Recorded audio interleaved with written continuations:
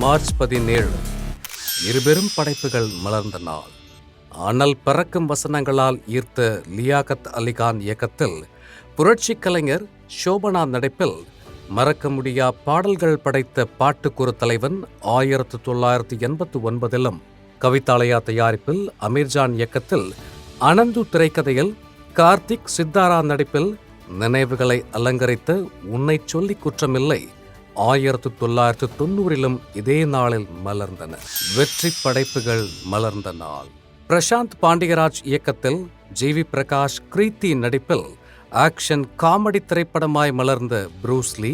மணி சேயோன் இயக்கத்தில் சிபி சத்யராஜ் ஐஸ்வர்யா ராஜேஷ் நடிப்பில் காமெடி திரைப்படமாய் மலர்ந்த கட்டப்பாவக்கானோம் என இரு படைப்புகளுமே 2017 இதே நாளில் வெளியானது. அற்புத படைப்புகள் மலர்ந்த நாள். பாலாஜி இயக்கத்தில் பிரஜன் வித்யா நடிப்பில் கிரைம் த்ரில்லர் திரைப்படமாய் உருவான D3. கல்யாண் இயக்கத்தில் காஜல் அகர்வால் நடிப்பில் காமெடி ஹாரர் திரைப்படமாய் மலர்ந்த கோஷ்டி.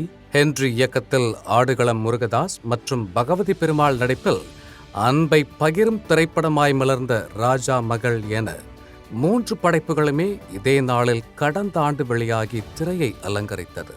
இந்நாளை பகிர்ந்து படக்குழுவினர் அனைவரையும் வாழ்த்தி மகிழ்கிறது ஜெயா மேக்ஸ் தொலைக்காட்சி.